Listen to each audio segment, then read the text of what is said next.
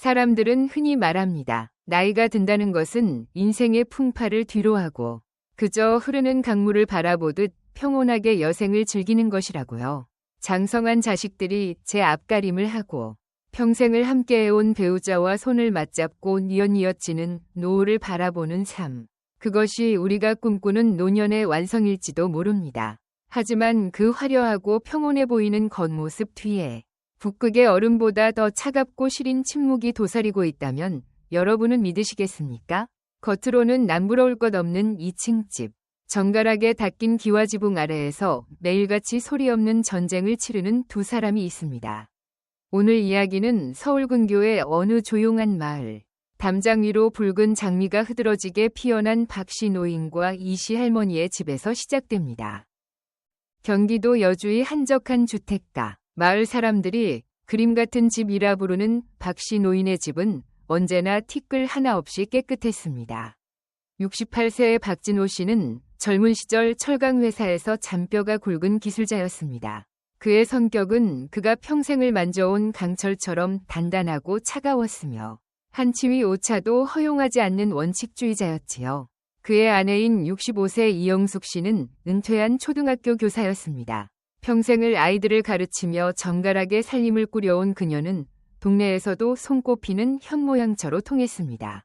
번듯한 대기업에 다니는 아들과 교사로 재직 중인 딸은 매달 넉넉한 생활비를 보내왔고 명절이면 고급 승용차를 끌고 내려와 부모님의 어깨를 세워주곤 했습니다. 마을 사람들은 박씨 노인 부부를 보며 전생에 나라를 구했나 봐. 저렇게 복 많은 노후가 어디 있담. 이라며 입을 모아 칭송했습니다. 하지만 대문을 닫고 들어선 그 집안의 공기는 바깥의 따사로운 햇살과는 전혀 딴판이었습니다. 집안은 늘 정적만이 감돌았습니다. 거실 한복판에 놓인 괴종시계에 추소리만이 고독하게 울려 퍼질 뿐 부부 사이에는 옹기 섞인 대화 한마디 오가지 않았습니다. 박씨 노인은 아침 일찍 눈을 뜨면 습관처럼 마당으로 나가 화초를 돌보거나 대문을 닦았습니다. 영숙 씨는 부엌에서 아침 식사를 준비했지만 국이 끓는 소리 외에는 아무런 소음도 내지 않으려 애썼습니다.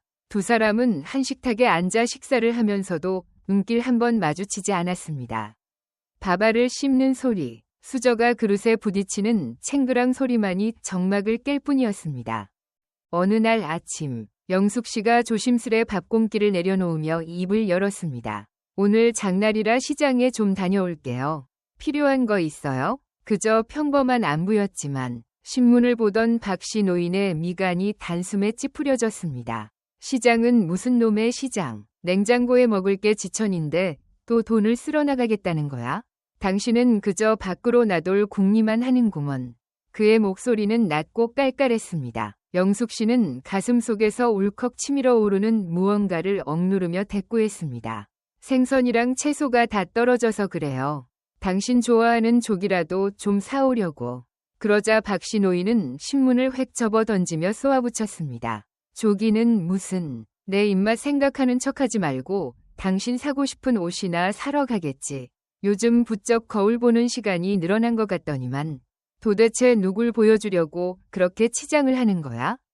영숙 씨는 기가 막혔습니다. 60을 넘긴 나이에 평생 남편과 자식만을 위해 살아온 그녀에게 돌아온 것은 따뜻한 위로가 아닌 근거 없는 의심과 비수 같은 말들이었습니다. 그녀는 서둘러 설거지를 마치고 방으로 들어갔습니다. 낡은 화장대 앞에 앉아 거친 손으로 얼굴에 로션을 바르다 보니 눈시울이 뜨거워졌습니다. 거울 속에는 세월의 풍파를 고스란히 맞은 한 노파가 서 있었습니다. 젊은 시절, 교단에서 아이들을 가르치며 꿈 많던 시절의 이영숙은 온데간데 없고 남편의 눈치를 보며 숨죽여 사는 그림자 같은 존재만 남았습니다. 그녀는 홧김에 서랍 깊숙이 넣어두었던 분홍색 립스틱을 꺼내 입술에 발랐습니다. 그저 아주 조금 자신이 살아있음을 느끼고 싶었을 뿐이었습니다. 하지만 외출을 하려 대문을 나서는 그녀를 박씨 노인이 다시 가로막았습니다. 거봐, 내 말이 맞지? 시장 가는 사람이 입술은 왜 그렇게 빨갛게 칠한 거야? 동네 창피해서 원. 당신 혹시 아직도 그 김서방인가 하는 동창놈 소식이라도 듣고 다니는 거야? 박씨 노인의 목소리는 마당을 가로질러 밖으로 새어나갈 정도로 컸습니다. 김서방이라 함은 수십 년 전, 결혼 전 영숙 씨를 짝사랑했다던 동네 청년이었습니다. 박씨 노인은 그 오래전 이야기를 마치 어제 일처럼 끄집어내어 영숙 씨의 가슴을 후벼 파곤 했습니다. 제발 좀 그만하세요. 당신은 어떻게 된 사람이 나이가 들수록 더 고약해져요? 내가 이 집에서 식모 노릇하며 산 세월이 40년이에요. 영숙 씨가 처음으로 소리를 높였습니다. 박씨 노인은 헛웃음을 지으며 마당 구석에 놓인 화분에 물을 줬습니다. 식모? 누가 당신을 식모라 그랬어? 매달 자식들이 보내주는 돈에, 내가 벌어둔 연금에, 따뜻한 집까지 있는데 뭐가 부족해서 큰 소리야? 나니까 당신 같은 성격 받아주고 사는 줄 알아. 영숙 씨는 더 이상 대꾸할 힘조차 없었습니다. 그녀는 고개를 떨구고 대문을 나섰습니다. 등 뒤에서 들려오는 남편의 투덜거림이 가시가 되어 등에 박히는 것 같았습니다. 마을 길을 걸어가다 보면 길가에 핀 야생화들이 눈에 들어옵니다. 이름 모를 풀꽃들도 제각기 짝을 이뤄 흔들리는데 어째서 평생을 약속한 부부의 마음은 이토록 천갈래 만갈래 찢어져 버린 것일까요? 시장에 도착했지만 영숙 씨는 장을 볼 기분이 아니었습니다. 그녀는 시장 어귀 벤치에 앉아 지나가는 사람들을 멍하니 바라보았습니다. 다정하게 팔짱을 끼고 걷는 젊은 연인들, 유모차를 끌고 웃음꽃을 피우는 젊은 부부, 그리고 투박한 손을 맞잡고 서로를 부축하며 걷는 노부부들. 그들의 모습이 마치 자신을 조롱하는 것만 같아 고개를 돌렸습니다. 박씨 노인과 자신에게도 저런 시절이 있었을까요? 가난한 시절, 단칸방에서 아이를 업고 밤새 열을 내리던 밤, 남편은 젖은 수건을 갈아주며 영숙 씨의 어깨를 토닥여주곤 했습니다. 조금만 참아, 영숙 씨. 내가 꼭 호강시켜줄게. 그땐 그 한마디가 세상 그 무엇보다 든든한 버팀목이었습니다. 하지만 약속했던 호강이 찾아온 지금, 두 사람 사이에는 만질 수 없는 벽이 세워져 버렸습니다. 집으로 돌아온 영숙 씨를 기다리는 것은 여전히 냉랭한 침묵이었습니다. 박씨 노인은 거실 텔레비전을 크게 틀어놓고 있었습니다. 화면 속에서는 코미디언들이 우스갯소리를 하며 웃음을 유도했지만 박씨 노인의 표정은 석상처럼 굳어 있었습니다. 영숙 씨가 주방에서 조기를 굽기 시작하자 거실에서 거친 목소리가 날아왔습니다. 기름 냄새나게 왜 하필 지금 생선을 굽고 난리야? 환기시키기도 힘든데. 영숙 씨는 대답하지 않고 창문을 열었습니다. 차가운 저녁 바람이 실내로 들이닥치자 박씨 노인은 리모컨을 바닥에 던지며 자리에서 일어났습니다. 어휴, 정말 내 맘에 드는 게 하나도 없구먼. 저녁 식사 시간 역시 고문과 다름없었습니다. 영숙 씨는 정성스레 구운 조기를 남편 쪽으로 밀어주었지만 박씨 노인은 젓가락으로 생선살을 툭툭 건드리기만 했습니다. 간이 왜 이래? 소금을 들이부었어? 나 혈압 있는 거 알면서 일부러 이러는 거지? 당신, 나 빨리 죽으라고 고사 지내나 봐. 영숙 씨의 손이 가늘게 떨렸습니다. 짜지 않아요. 제가 먹어보고 구운 거예요. 당신이 요즘 입맛이 까다로워져서 그래요. 뭐라고? 이제는 내 탓까지 하는 거야? 선생질하던 버릇 어디 안 가네. 가르치려 들지 마. 식탁 위로 팽팽한 긴장감이 흘렀습니다. 영숙 씨는 결국 밥그릇을 밀어놓고 일어섰습니다. 당신은 정말 사람의 마음을 갈기갈기 찢어놓는데 천재네요. 내가 더 이상 무슨 기대를 하겠어요. 그녀가 방으로 들어가 문을 닫자 거실에서는 다시 텔레비전 소리가 커졌습니다. 방문 하나를 사이에 두고 두 사람은 각자의 섬에 갇혀 있었습니다. 밤이 깊어지자 창밖에는 가늘게 빗방울이 떨어지기 시작했습니다. 영숙 씨는 어둠 속에서 천장을 바라보며 생각했습니다. 내일은 오늘보다 더 추울까? 이 집의 겨울은 언제쯤 끝이 날까? 하지만 그녀는 알지 못했습니다. 이 지독한 침묵과 미움의 끝에 상상조차 할 수 없는 거대한 폭풍이 기다리고 있다는 사실을 말입니다. 그리고 그 폭풍이 지나간 자리에서 그녀가 마주하게 될 남편의 진짜 비밀이 무엇인지. 그때의 그녀는 꿈에도 짐작하지 못했습니다. 불이 꺼진 거실, 어둠 속에서 박씨 노인은 홀로 가슴을 움켜쥐고 거친 숨을 내뱉고 있었습니다. 그가 숨기고 있는 것은 단순히 고약한 성격만은 아니었습니다. 과연 이 차가운 집 안에는 어떤 진실이 숨겨져 있는 걸까요? 두 노부부의 운명을 뒤흔들 비극의 서막은 이미 소리 없이 열리고 있었습니다. 이 이야기는 단순히 늙은 부부의 흔한 싸움으로 끝나지 않습니다. 여러분, 혹시 곁에 있는 사람에게 미안하다, 거나 고맙다는 말을 아끼고 있지는 않습니까? 박씨 노인이 그토록 악을 쓰며 영숙 씨를 밀어냈던 진짜 이유, 그리고 영숙 씨가 끝내 알지 못했던 남편의 그늘진 고백은 이제부터 시작됩니다. 빗소리가 점점 거세지는 그 밤, 두 사람의 40년 세월을 송두리째 뒤바꿀 사건이 서서히 다가오고 있었습니다. 다음 장에서 계속될 이야기에 귀를 기울여 보십시오. 우리가 평생 사랑이라 믿어왔던 것들이 얼마나 쉽게 부서질 수 있는지, 그리고 그 부서진 파편들 속에서 건져 올린 마지막 진실이 얼마나 가슴 시린 것인지 보게 될 것입니다. 비가 그친 다음 날 아침의 공기는 맑았지만 박진호 씨와 이영숙 씨의 집안을 감도는 냉기는 여전히 뼛속까지 시렸습니다. 전날 밤의 다툼 때문인지 두 사람 사이에는 말 한마디 오가지 않았고 아침 식탁 위에는 무거운 정적만이 흘렀습니다. 박씨 노인은 젓가락으로 밥알을 세듯 깨작거리다가 결국 숟가락을 탁 내려놓았습니다. 어제 구운 조기는 어디 갔어? 아침부터 웬 풀떼기만 잔뜩 내놓는 거야? 영숙 씨는 묵묵히 국을 떠먹으며 대꾸했습니다. 어제 짜다고 안 드셨잖아요. 그래서 오늘 아침엔 속 편하시라고 나물만 무쳤어요. 박씨 노인은 콧방귀를 뀌며 의자를 뒤로 밀었습니다. 속 편하라고? 내 속 뒤집어 놓는 데는 당신이 도사면서 무슨 소릴.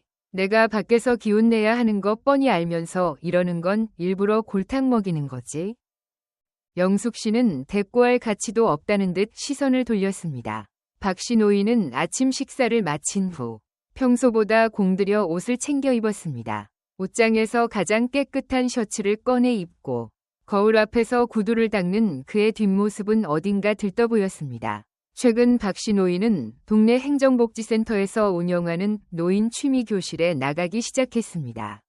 그곳에서 그는 젊은 시절 잠시 배웠던 가야금을 다시 잡았습니다. 굳은 살 박인 손가락으로 줄을 튕기는 것이 처음엔 어색했지만 곡조가 만들어질 때마다 그는 살아있음을 느꼈습니다. 특히 그곳에는 비슷한 또래의 은퇴자들이 많았고 그 중에는 사별하고 혼자 사는 여성 회원들도 몇몇 있었습니다. 박씨 노인은 그곳에서만큼은 집에서의 고약한 영감이 아니었습니다. 왕년의 기술자답게 가야금의 원리를 논리적으로 설명하기도 하고 가끔은 농담 섞인 시조를 읊으며 좌중의 웃음을 자아내기도 했습니다. 특히 박 선생님, 목소리가 정말 낭낭하시네요. 가야금 소리보다 더 좋아요. 라고 치켜 세워주는 동네 미망인 김 여사의 칭찬은 박씨 노인의 쪼그라든 자존감을 한껏 부풀려 주었습니다. 그는 집으로 돌아오는 길이면 입가에 옅은 미소를 띄었지만 대문 앞에 서는 순간 그 미소는 차가운 얼음 가면으로 바뀌었습니다. 그날 오후 집으로 돌아온 박씨 노인은 거실 소파에 앉아 가야금 악보를 뒤적거리고 있었습니다. 영숙 씨는 주방에서 저녁거리를 다듬다가 그 모습을 물끄러미 바라보았습니다. 요즘 그 가야금 교실이 그렇게 재밌어요? 밖에서는 웃음소리가 대문 밖까지 들리던데 집에만 오면 왜 그렇게 입을 꼭 닫고 계시는지 모르겠네. 박씨 노인은 악보에서 눈을 떼지 않은 채 퉁명스럽게 답했습니다.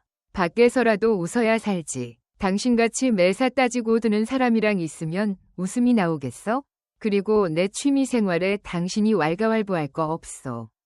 영숙 씨의 마음속에 의구심의 싹이 튼 것은 그때부터였습니다. 평소 외모 가꾸기에 관심도 없던 영감이 셔츠 컬러에 신경을 쓰고 은근히 향수가 섞인 스킨을 바르는 모습이 예사롭지 않았습니다. 여자의 직감은 무서웠습니다. 남편이 밖에서 누구를 만나는지, 혹시 자신에게는 보여주지 않는 그 인자한 미소를 다른 누구에게 흘리고 다니는 것은 아닌지 자꾸만 신경이 쓰였습니다. 영숙 씨는 며칠 뒤 박씨 노인이 나간 사이 그의 외출복 주머니를 뒤져보았습니다. 그곳에서 나온 것은 낡은 사탕 껍질 몇 개와 정갈하게 접힌 쪽지 하나였습니다. 쪽지에는 정갈한 글씨로 선생님, 오늘 가야금 연주 정말 감동적이었어요. 내일 차 한 잔 대접하고 싶네요 라고 적혀 있었습니다. 영숙 씨의 손이 떨렸습니다. 수십 년을 함께 살며 자신에게는 단 한 번도 따뜻한 편지 한 장 써준 적 없는 남편이었습니다.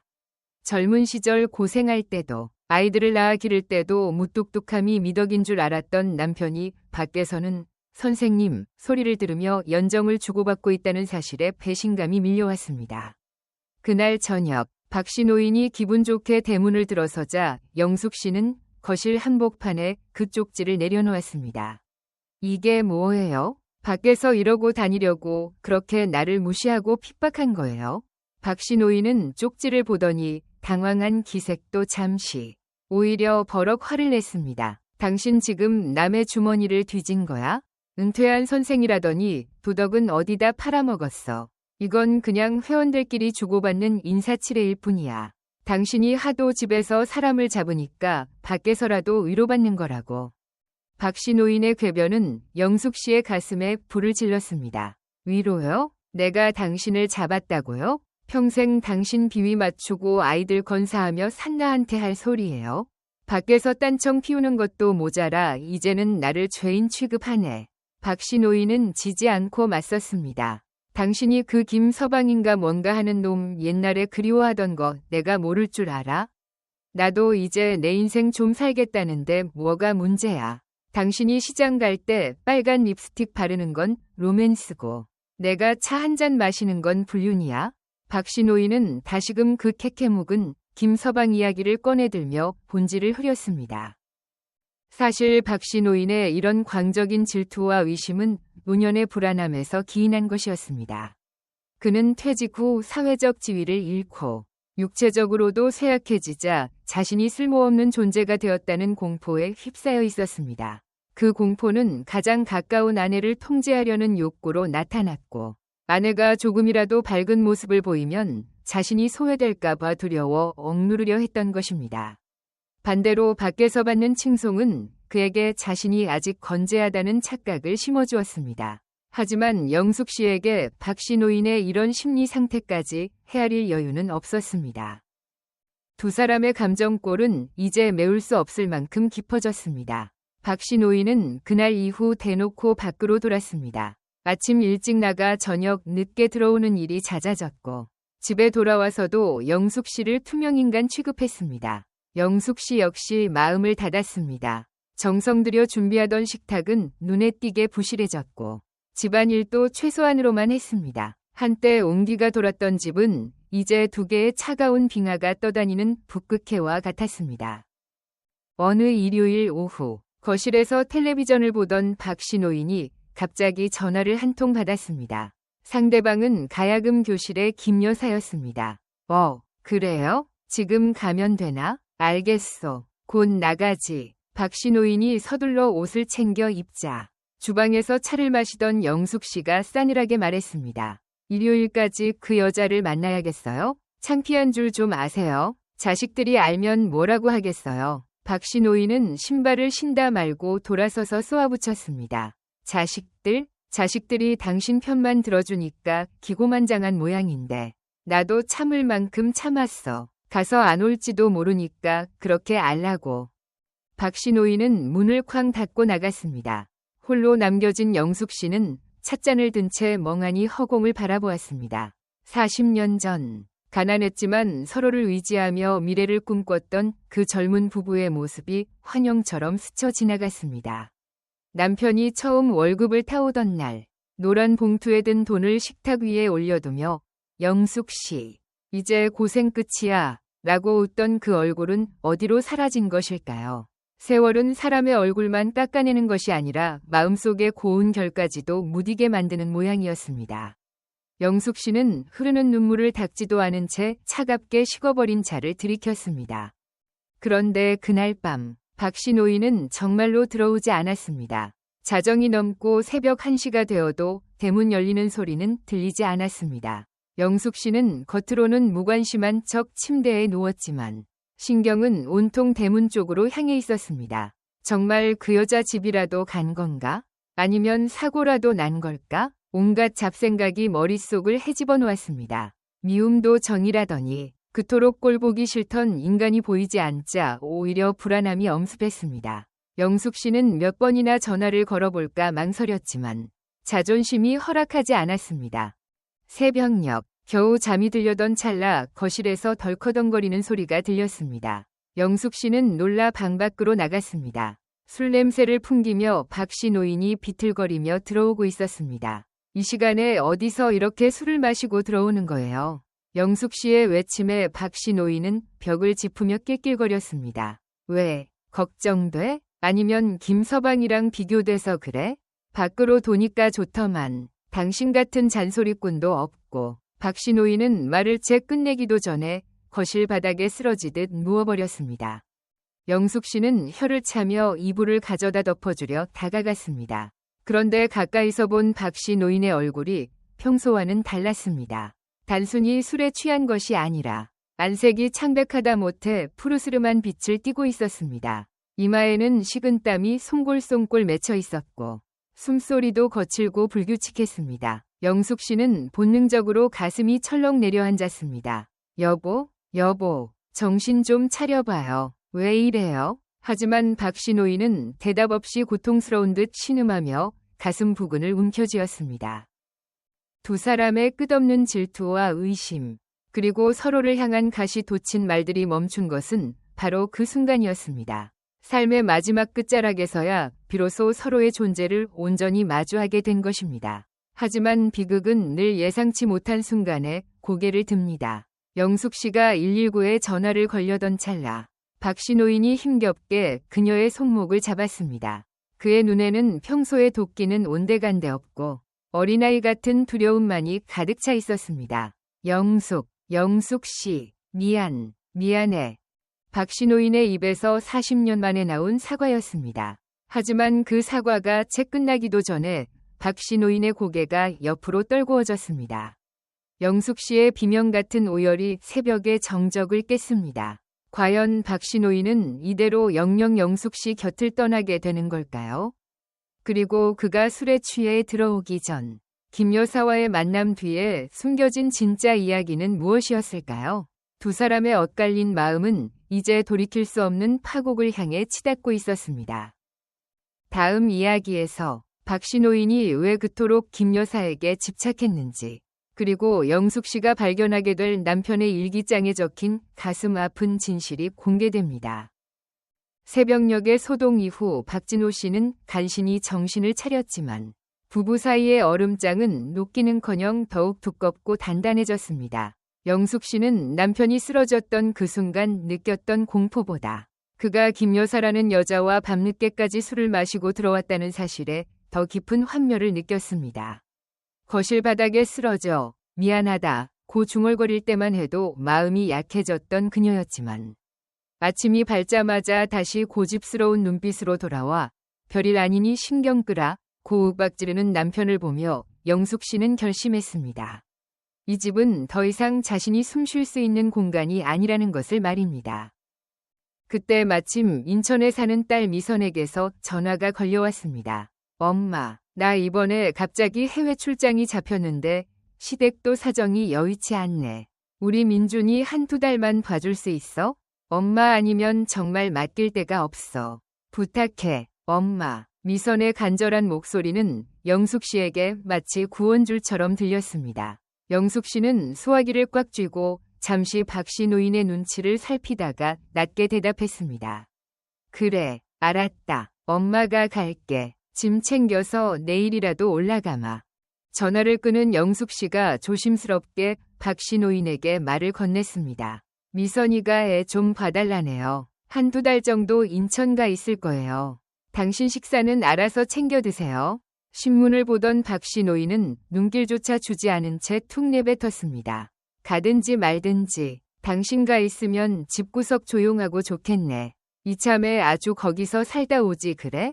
그 차가운 한마디는 영숙 씨의 가슴에 마지막 못을 박았습니다. 한 평생을 바쳐 일궈온 가정이었고 미우나 고우나 곁을 지켰던 남편이었지만 떠나는 순간조차 저런 배움을 받아야 한다는 사실에 그녀는 헛웃음이 났습니다. 다음 날 아침 영숙 씨는 낡은 가방에 옷까지 몇 벌을 챙겨 넣었습니다. 집을 나서기 전 그녀는 습관처럼 냉장고를 가득 채워 넣었습니다. 남편이 좋아하는 밑반찬들을 통에 담고 국도 한솥 끓여 놓았습니다. 혈압약은 식탁 잘 보이는 곳에 두었고 세탁기 사용법을 적은 쪽지도 붙여두었습니다. 박씨 노인은 그 모든 과정을 거실 소파에 앉아 텔레비전 채널만 돌리며 지켜보았습니다. 갈 거면 빨리 나가지. 뭘 그렇게 꾸물거려? 박씨 노인의 최근에 영숙 씨는 가방을 둘러매고 대문을 나섰습니다. 뒤도 돌아보지 않고 골목을 빠져나가는 그녀의 발걸음은 무거우면서도 한편으로는 묘한 해방감이 느껴졌습니다.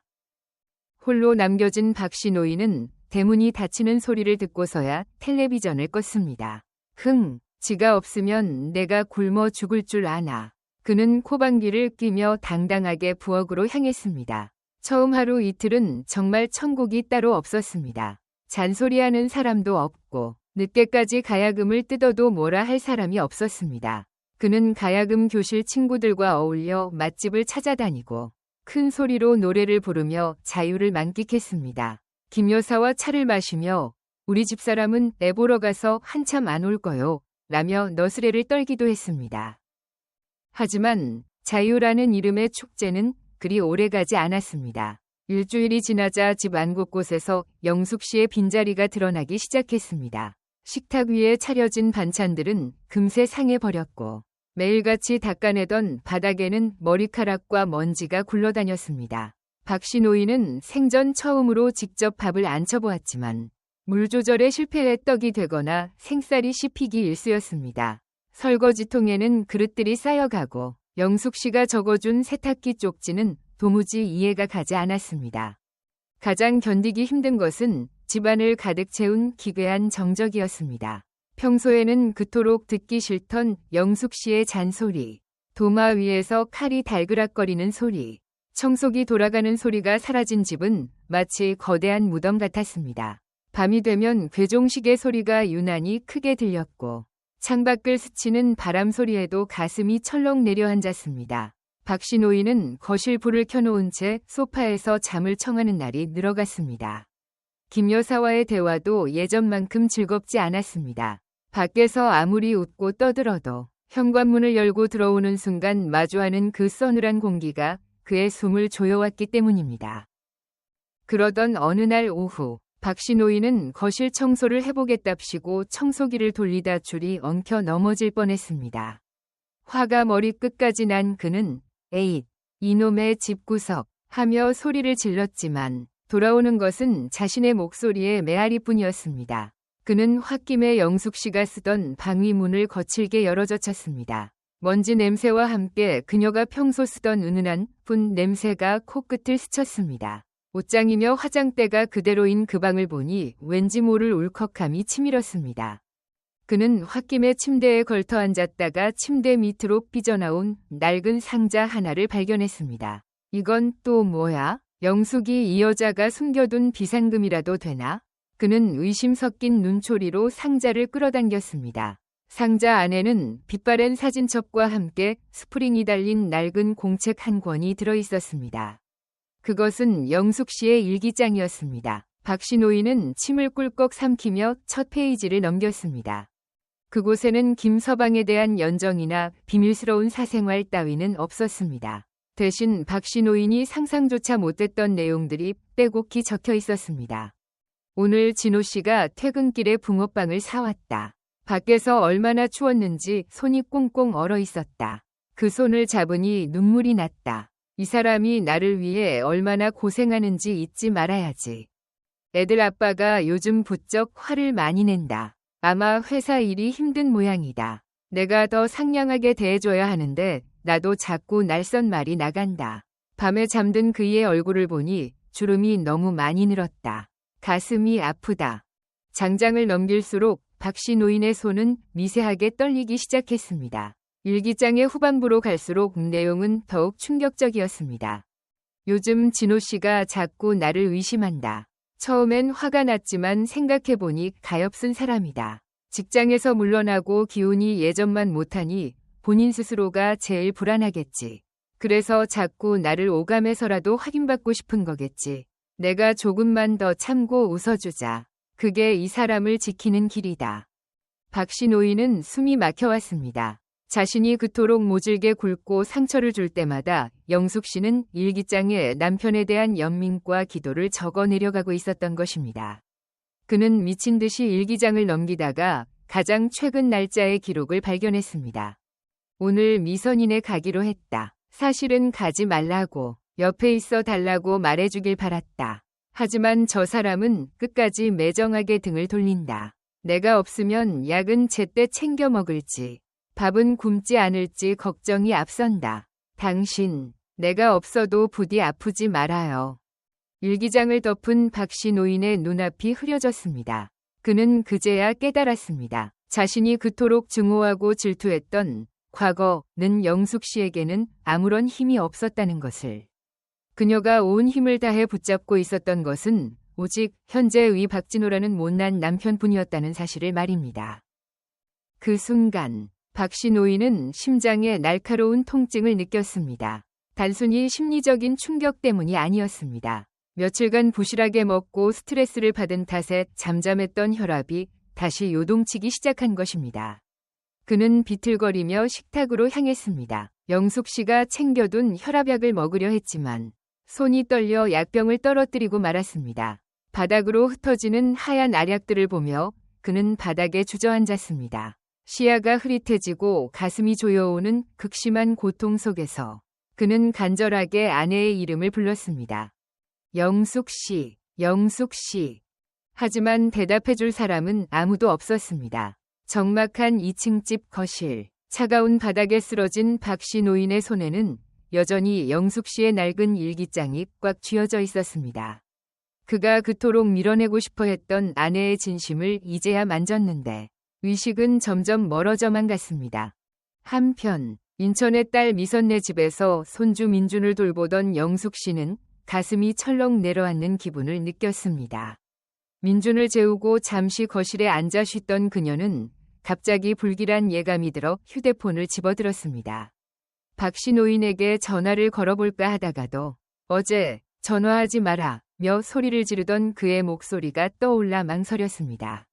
하지만 이유 없는 두근거림은 멈추지 않았습니다. 결국 영숙 씨는 떨리는 손으로 번호를 눌렀습니다. 신호음이 길게 이어졌지만 상대방은 받지 않았습니다. 평소 같으면 그냥 끊었을 테지만 그날은 이상하게 끊을 수가 없었습니다. 2번, 3번 계속해서 전화를 걸던 영숙 씨는 결국 미선에게 말했습니다. 미선아, 아무래도 집에 다녀와야겠다. 아빠가 전화를 안 받아. 뭔가 이상해. 영숙 씨는 짐도 제대로 챙기지 못한 채 밤차를 타기 위해 터미널로 향했습니다. 차창 밖으로 쏟아지는 밤비가 마치 그녀의 불안한 마음처럼 거세게 흘러내렸습니다. 그녀는 버스 안에서 간절히 기도했습니다. 제발, 제발 아무 일도 없게 해주세요. 당신, 내가 돌아갈 때까지만 기다려줘요. 그림 같은 집. 하지만 차갑게 식어버린 그 집 거실 바닥에서 박씨 노인의 숨소리는 점점 잦아들고 있었습니다.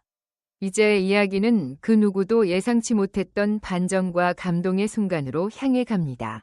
과연 영숙 씨는 제 시간에 도착할 수 있을까요?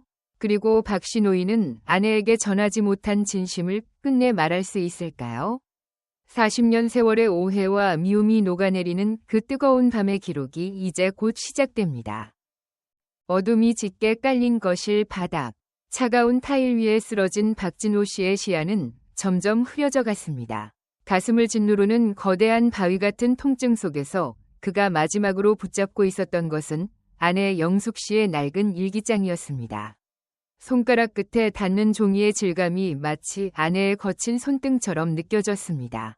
영숙 씨, 미안해. 내가 정말 잘못했어. 입 밖으로 나오지 못한 참회의 목소리가 그의 마음속에서만 공허하게 울려 퍼졌습니다. 그가 그토록 모질게 굴었던 세월이 주마등처럼 스쳐 지나갔습니다. 젊은 시절 아내의 고생을 당연하게 여겼던 오만함과 나이가 들어서도 자신의 불안함을 화풀이로 대신했던 비겁함이 그를 괴롭혔습니다. 위식이 가물거리는 찰나 현관문 너머에서 누군가 급하게 번호를 누르는 소리가 들렸습니다. 띠띠띠띠, 삑. 문이 열리는 소리와 함께 빗물 냄새와 섞인 익숙한 발소리가 들려왔습니다. 여보, 여보, 내 말 들려요? 영숙 씨였습니다. 불길한 예감을 떨치지 못하고 인천에서 밤차를 타고 달려온 그녀가 거실 불을 켜자마자 바닥에 쓰러진 남편을 발견한 것입니다. 영숙 씨의 비명 섞인 외침이 정적을 깨뜨렸습니다. 그녀는 젖은 옷도 벗지 못한 채 남편의 머리를 무릎에 뉘었습니다. 박씨 노인의 안색은 이미 잿빛이었고 입술은 파랗게 질려 있었습니다. 영숙 씨는 떨리는 손으로 119에 신고를 하며 남편의 가슴을 쓸어내렸습니다. 제발, 진호 씨, 눈 좀 떠봐요. 내가 왔잖아. 내가 잘못했어. 당신 두고 안 갈게. 제발 살아만 있어줘. 응급차의 사이렌 소리가 고요한 마을의 새벽을 갈랐습니다. 박씨 노인은 들것에 실려 인근 대학병원으로 이송되었습니다. 응급실 앞 복도. 영숙 씨는 차가운 플라스틱 의자에 앉아 기도를 올렸습니다. 그녀의 손에는 남편이 쓰러지면서까지 움켜쥐고 있었던 자신의 일기장이 들려 있었습니다. 일기장 곳곳에 남편의 눈물 자국인지 아니면 그가 흘린 땀방울인지 모를 얼룩이 져 있는 것을 보고 영숙 씨는 가슴이 미어지는 것 같았습니다. 이 사람이 내 마음을 읽었구나. 이 못난 일기장을 보느라 약도 제때 못 먹고 쓰러진 거였어. 그녀는 남편을 향한 원망이 눈 녹듯 사라지는 것을 느꼈습니다. 의사는 박씨 노인이 급성 심근경색과 고혈압 합병증으로 위험한 고비를 넘겼다고 말했습니다. 조금만 늦었어도 정말 큰일 날 뻔했습니다. 환자분이 평소에 스트레스를 많이 받으신 것 같네요. 당분간 중환자실에서 경과를 지켜봐야 합니다. 의사의 말에 영숙 씨는 다리에 힘이 풀려 주저앉았습니다. 자식들에게 연락을 취한 후 그녀는 중환자실 면회 시간이 되기만을 기다리며 병원 복도를 서성였습니다. 새벽의 병원 공기는 유난히 차갑고 소독약 냄새가 코를 찔렀지만 영숙 씨는 그 자리를 떠날 수 없었습니다. 이튿날 오후 박씨 노인이 간신히 의식을 회복했다는 소식이 들렸습니다. 일반 병실로 옮겨진 그를 마주했을 때 영숙 씨는 눈물을 참을 수 없었습니다. 산소호흡기를 끼고 각종 검사 장비에 몸을 맡긴 채 누워있는 남편은 어제보다 훨씬 작고 초라해 보였습니다. 박씨 노인은 힘겹게 눈을 떠 아내를 바라보았습니다. 그의 눈동자에는 예전의 날선 기운이나 의심의 빛은 찾아볼 수 없었습니다. 대신 깊은 후회와 안도감이 섞인 묘한 빛이 감돌았습니다. 영숙 씨. 그가 마스크 너머로 갈라진 목소리를 냈습니다. 영숙 씨는 그의 마른 손을 두 손으로 꼭 잡았습니다. 말하지 마요. 다 알아요. 내가 미안해요. 내가 당신 혼자 두고 가서 그래요. 박씨 노인은 고개를 가로저으며 천천히 손을 들어 아내의 눈물을 닦아주려 했습니다. 하지만 기운이 없어 손은 이내 침대 위로 떨어졌습니다. 당신 일기 다 봤어. 내가 참 나쁜 놈이지. 그의 목소리는 떨리고 있었습니다. 당신이 나를 그렇게 생각하는 줄도 모르고 나는 내 불안함만 앞세워서 당신 가슴에 대못만 박았어. 김 여사, 그 여자랑은 아무 일도 없었어. 그냥 사람들이 나를 대단한 사람처럼 불러주니까 집에선 바보 취급받는 것 같아서 밖에서 으스대고 싶었을 뿐이야. 정말이야. 믿어줘. 영숙 씨는 고개를 끄덕였습니다. 알아요. 이제 다 알아요. 그러니까 다른 생각 마요. 치료받고 빨리 집에 가야지. 당신 좋아하는 조기 구워줄게요. 짜지 않게. 당신 건강 생각해서 정말 맛있게 해줄게. 박씨 노인은 그제야 안심한 듯 옅은 미소를 지었습니다. 하지만 병실에 찾아온 아들 강이 들어서자 분위기는 다시 숙연해졌습니다. 강은 아버지의 수척해진 모습을 보며 고개를 숙였습니다. 아버지, 죄송해요. 저희가 너무 무관심했어요. 두 분이 집에서 그렇게 힘들게 지내시는 줄도 모르고. 강은 부모님 사이의 골이 단순히 노년의 성격 차이가 아니라 서로에 대한 표현의 부재와 외로움에서 비롯되었다는 것을 이제야 깨달았습니다. 며칠간 병실을 지키며 영숙 씨는 남편의 병수발에 온 정성을 다했습니다. 남편의 몸을 닦아주고 굳어버린 다리를 주물러주며 그녀는 다시금 신혼 초의 마음으로 돌아간 듯했습니다. 박씨 노인 역시 아내의 손길이 닿을 때마다 아이처럼 순한 표정을 지었습니다. 한때는 한 공간에 있는 것조차 고통스러웠던 두 사람이었지만 죽음의 문턱을 함께 넘나들며 비로소 서로의 소중함을 뼈저리게 느낀 것입니다. 박씨 노인은 병상에 누워 아내에게 예전에는 하지 못했던 속마음을 하나둘 꺼내놓기 시작했습니다. 당신이 인천으로 떠났을 때 정말 지옥 같았어. 집이 너무 넓어서 무섭기까지 하더라고. 내 목소리가 벽에 부딪혀 돌아오는데 내가 평생 당신한테 그 차가운 메아리만 들려줬구나 싶어서 잠이 안 왔어. 영숙 씨는 남편의 가슴을 토닥이며 대답했습니다. 나도 그랬어요. 당신이 밉다고 소리쳤지만 마음 한구석은 늘 당신 약은 먹었는지 밥은 굶지 않는지 걱정뿐이었어. 우리 참 바보같이 살았죠? 이렇게 금방 끝날 수도 있는 인생인데 왜 그렇게 서로 못 잡아먹어서 안달이었을까? 두 노부부는 병실 창밖으로 지는 노을을 바라보며 서로의 손을 놓지 않았습니다.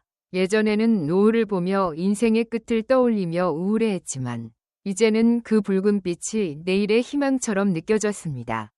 그런데 박씨 노인의 건강이 호전되던 중 예상치 못한 소식이 전해졌습니다. 가야금 교실에 김 여사가 병원을 찾아온 것입니다.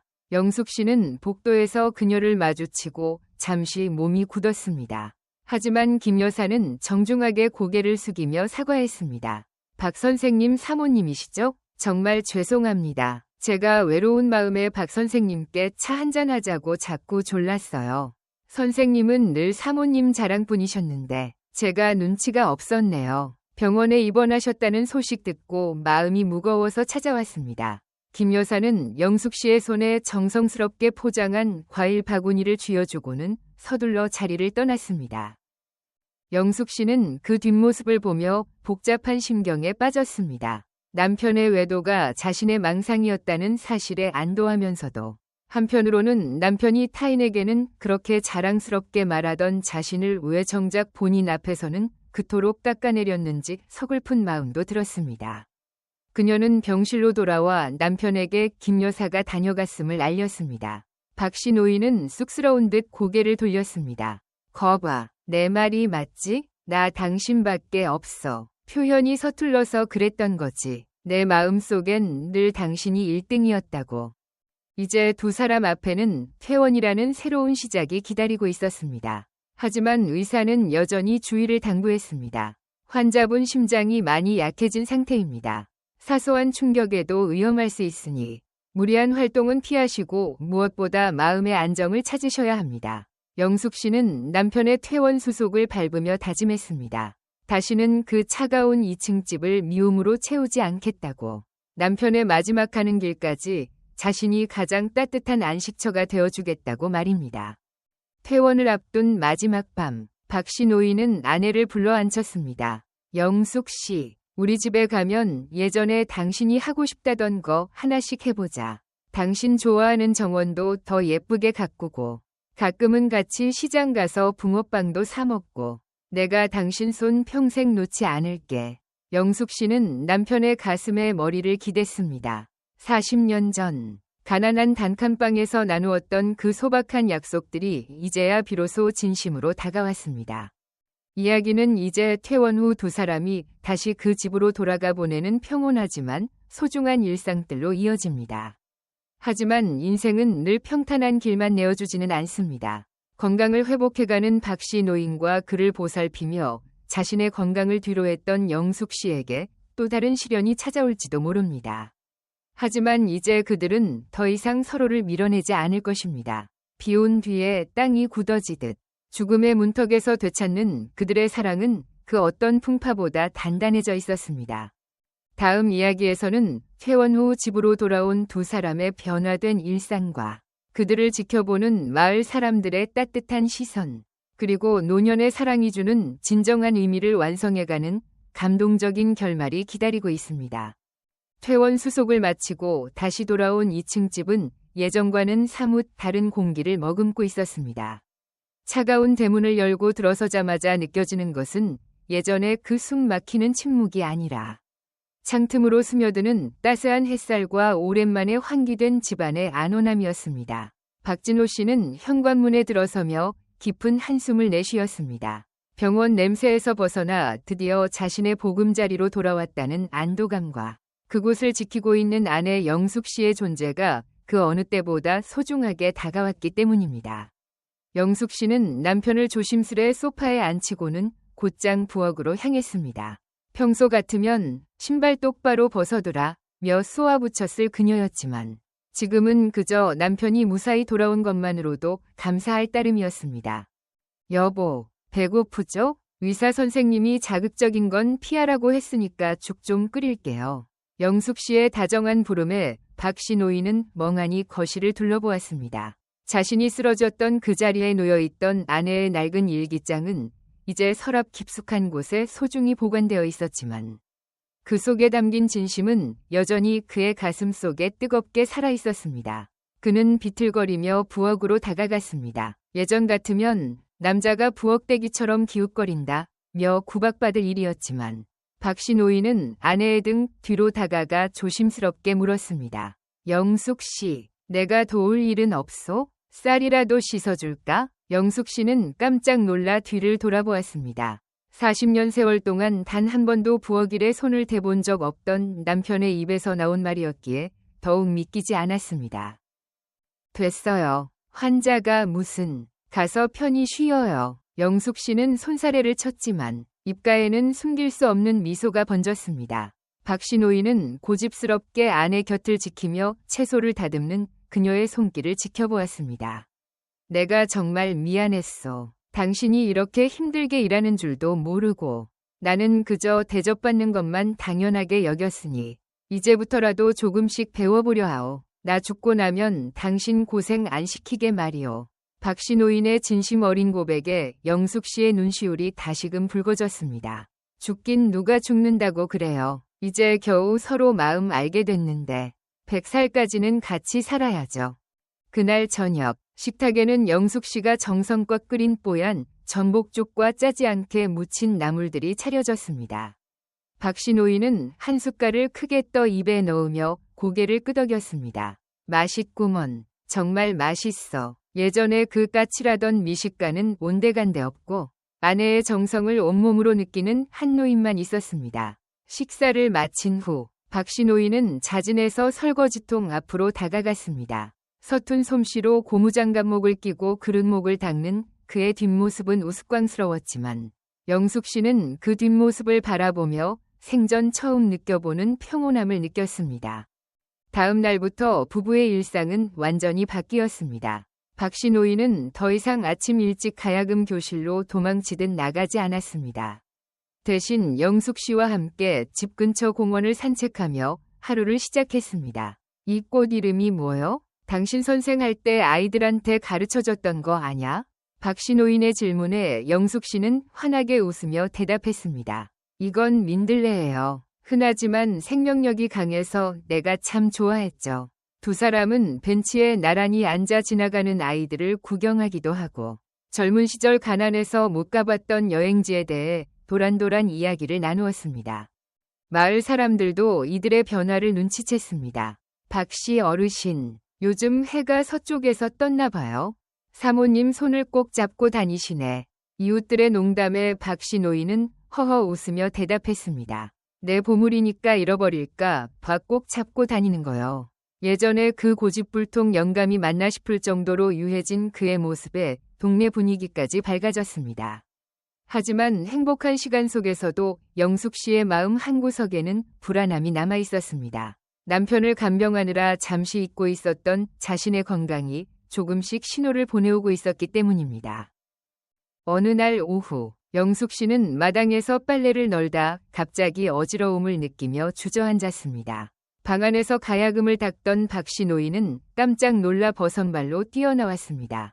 영숙 씨, 왜 그래? 정신 좀 차려봐. 박씨 노인의 떨리는 목소리에 영숙 씨는 간신히 눈을 떴습니다. 아무것도 아니에요. 요즘 잠을 좀 못 자서 그런가 봐요. 하지만 박씨 노인은 예전처럼 그냥 넘기지 않았습니다. 그는 곧장 아들을 불러 영숙 씨를 병원으로 데려갔습니다. 검사 결과 영숙 씨는 과로와 영양실조 그리고 가벼운 빈혈이라는 진단을 받았습니다. 남편의 병간호를 위해 자신의 몸을 돌보지 않았던 탓이었습니다. 박씨 노인은 병원 복도에서 아들 강에게 고개를 숙였습니다. 내가 죄인이다. 내가 아파서 내 어미를 골병들게 했구나. 강은 아버지의 어깨를 다독였습니다. 아버지, 이제부터라도 저희랑 같이 노력해요. 엄마도 이제 좀 쉬셔야죠. 집으로 돌아온 박씨 노인은 그날부터 역할 바꾸기를 선언했습니다.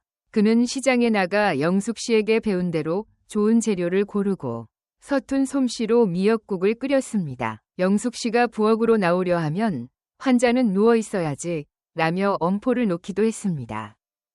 침대에 누워 남편이 가져다주는 물과 약을 받아 먹으며 영숙 씨는 눈물을 흘렸습니다. 진호 씨, 내가 당신한테 이런 대접을 받아보네요. 나 정말 행복해요. 박씨 노인은 아내의 손을 꼭 잡았습니다. 내가 너무 늦었지? 미안해. 그래도 남은 시간은 내가 당신 손발이 되어줄게. 당신이 내 일기장에 써주었던 그 기도들. 내가 하나씩 다 들어줄 거야. 두 사람은 이제 서로의 약한 모습을 숨기지 않았습니다. 박씨 노인은 자신의 혈압 수치를 꼼꼼히 체크하며 아내를 안심시켰고 영숙 씨는 남편의 가야금 연주를 들으며 마음의 안정을 찾았습니다. 어느 날 저녁 거실에 모여 앉은 두 사람에게 박씨 노인이 조용히 입을 열었습니다. 영숙 씨, 우리 이번 주말에 인천 미선인에 가볼까? 민준이 보고 싶다며. 가서 내가 맛있는 것도 사주고 당신 고생시켜서 미안하다고 딸한테도 말하고 싶어. 영숙 씨는 환한 웃음으로 화답했습니다. 인생의 황혼에서야 비로소 찾은 평화였습니다. 젊은 날의 치열함과 노년의 고독을 지나 두 사람은 이제 서로의 상처를 보듬는 동반자가 되었습니다. 이들의 집 담장 위로 다시금 장미가 피어나기 시작했습니다. 하지만 예전처럼 차갑게 빛나는 장미가 아니라 두 사람의 온기를 닮은 따뜻하고 부드러운 빛깔의 꽃이었습니다. 이야기는 이제 인천 나들이와 가족 간의 화해, 그리고 노부부가 진정으로 꿈꾸는 마지막 날들에 대한 아름다운 결말로 향해 갑니다. 서로의 아픔을 통해 비로소 하나가 된 두 사람의 이야기는 세상의 모든 부부에게 잔잔하지만 강한 울림을 전해줄 것입니다. 인천으로 향하는 차창 밖으로 가을볕이 눈부시게 쏟아지고 있었습니다. 박진호 씨는 운전대를 잡은 아들 강희의 옆자리에 앉아 연신 뒷좌석에 앉은 아내 영숙 씨의 기색을 살폈습니다. 영숙 씨는 무릎 위에 정성스럽게 포장한 한우 세트와 손주 민준이 줄 장난감을 올려둔 채 창밖 풍경을 바라보고 있었지요. 불과 몇 달 전까지만 해도 상상조차 할 수 없던 풍경이었습니다. 서로를 향해 독서를 내뱉고 각자의 방에 틀어박혀 침묵의 벽을 쌓았던 두 사람이 이제는 같은 목적지를 향해 나란히 길을 나서고 있었습니다. 박씨 노인은 주머니 속에서 작은 쪽지 하나를 만지작거렸습니다. 그것은 병원에서 퇴원하던 날 아내의 일기장을 보고 느꼈던 참회의 마음을 담아 몰래 적어둔 짧은 편지였습니다. 미선인의 집에 도착하자 도어락 소리와 함께 대문이 열리고 고소한 청국장 냄새와 함께 아이의 웃음소리가 쏟아져 나왔습니다. 할아버지, 할머니, 대여섯 살 박이 민준이가 달려와 두 사람의 품에 안겼습니다. 영숙 씨는 아이를 품에 꼭 안으며 눈시울을 붉혔습니다. 우리 민준이, 할머니가 너무 늦게 왔지? 미안해, 정말 미안해. 그 모습 뒤로 딸 미선이가 조심스럽게 다가와 박씨 노인의 팔을 잡았습니다. 아빠, 몸은 좀 어떠세요? 엄마한테 소식 듣고 정말 깜짝 놀랐어요. 박씨 노인은 딸의 손을 덮어 잡으며 힘겹게 입을 뗐습니다. 미선아, 내가 못난 아비라 너희 엄마 고생만 시키고 너한테도 짐만 지웠구나. 미안하다. 거실 식탁에 온 가족이 둘러앉았습니다. 영숙 씨가 인천으로 떠나온 날 이후 처음으로 갖는 온전한 가족 식사였습니다. 미선이는 부모님이 서로에게 반찬을 얹어주고 이거 좀 먹어봐요. 당신 좋아하는 거야. 라며 챙겨주는 모습에 숟가락을 멈추고 멍하니 바라보았습니다. 엄마, 아빠, 두 분 정말 화해하신 거예요? 저 정말 꿈꾸는 것 같아요. 미선이의 말에 식탁엔 잠시 정적이 흘렀습니다. 박씨 노인은 헛기침을 한 번 하더니 품속에서 아까 만지작거리던 쪽지를 꺼내 식탁 위에 올려놓았습니다. 화해라기보다는 내가 이제야 정신을 차린 거다. 평생 곁에 있는 사람이 당연한 줄 알고 가장 소중한 사람한테 가장 날카로운 칼을 휘두르며 살았어. 영숙 씨, 이 글은 내가 병원에서 당신 자는 모습 보면서 적은 거야. 영숙 씨가 떨리는 손으로 쪽지를 펼쳤습니다. 그곳엔 박씨 노인의 투박하지만 진심 어린 글씨가 적혀 있었습니다. 영숙 씨, 40년 전 우리가 처음 만난 날 당신은 참 예뻤지. 가난한 내 손잡고 평생 같이 가겠다고 말해준 그날부터 당신은 내 우주였어. 그런데 나는 나이 들고 힘 빠지는 게 두려워서 당신이 내 곁을 떠날까 봐 오히려 당신을 핥히고 상처 줬어. 내 비겁한 질투와 못난 자존심 때문에 당신 가슴에 박힌 못들을 이제 하나씩 빼내며 살고 싶어. 남은 시간 동안 내가 당신의 지팡이가 되어줄게. 사랑한다는 말. 너무 늦어서 정말 미안해. 영숙 씨는 쪽지를 읽어 내려가다 결국 소리내어 울음을 터뜨렸습니다. 미선이와 강희도 부모님의 손을 맞잡으며 함께 눈물을 흘렸습니다. 수십 년간 쌓여온 오해와 갈등, 자식들에게 비쳤던 부모님의 불화가 그 종이 한 장과 눈물 속에서 씻겨 내려가고 있었습니다. 박씨 노인은 아내의 어깨 등을 토닥이며 처음으로 가족들 앞에서 고개를 숙였습니다. 내가 참 어리석었다. 집이라는 울타리가 튼튼해야 밖에서도 당당한 법인데 나는 내 울타리를 내 손으로 부수고 있었어. 얘들아, 너희도 나처럼 살지 마라. 옆에 있는 사람의 소중함은 잃어버릴 뻔했을 때 깨닫는 게 아니라 매일 아침 마주보는 밥상머리에서 깨달아야 하는 거란다. 식사를 마치고 돌아가는 길, 박씨 노인과 영숙 씨는 인천 앞바다를 거닐었습니다. 노을이 지는 바다는 붉게 물들어 장관을 이루고 있었습니다. 박씨 노인은 영숙 씨의 외투깃을 여며주며 슬며시 그녀의 손을 잡았습니다. 예전 같으면 난 부끄럽게 왜 이래요? 라며 뿌리쳤을 영숙 씨였지만 지금은 남편의 온기를 느끼며 그의 어깨에 머리를 기대었습니다. 진호 씨, 우리 이제 남은 인생은 정말 예쁘게 살아요. 맛있는 것도 같이 먹고 꽃 구경도 가고 그냥 평범하게 그렇게요. 박씨 노인은 고개를 끄덕이며 아내의 손을 더욱 꽉 쥐었습니다. 그래요. 영숙 씨, 내가 약속할게. 당신 가는 길 외롭지 않게 내가 끝까지 곁에 있을게. 집으로 돌아온 두 사람은 이제 예전처럼 큰 소리로 싸우지 않습니다. 가끔 의견이 엇갈려 서운함이 생겨도 박씨 노인은 먼저 거실 창을 열고 심호흡을 하며 아내의 일기장 내용을 떠올립니다. 영숙 씨 또한 남편의 투박한 손을 보며 그가 평생 짊어지고 온 삶의 무게를 이해하려 노력합니다. 두 노부부의 2층 집에는 다시금 평온한 가야금 선율이 흐르고 부엌에선 구수한 된장찌개 냄새가 진동합니다. 이웃 사람들은 말합니다. 그 집 부부, 요즘 신혼처럼 산다니까. 그 말에 박씨 노인은 마당을 쓸다 말고 허허 웃으며 대답합니다. 신혼은 무슨, 이제야 서로 사람으로 보이기 시작한 게지. 인생이라는 긴 여정의 끝자락에서 그들이 배운 것은 거창한 성공이나 명예가 아니었습니다. 그것은 매일 아침 건네는 잘 잤어요? 라는 안부 한마디, 아플 때 끓여주는 따뜻한 죽 한 그릇, 그리고 상대방의 약점을 들추기보다 덮어주는 관용의 마음이었습니다. 청춘의 화려함은 사라졌지만 그 자리를 메운 것은 세월의 풍파를 함께 견뎌온 사람만이 나눌 수 있는 깊고 진한 동지애이자 사랑이었습니다. 노년의 삶은 단순히 죽음을 기다리는 시간이 아니라 평생을 함께해온 동반자의 손을 잡고 인생의 가장 아름다운 황혼을 완성해가는 과정임을 그들은 온몸으로 증명하고 있었습니다.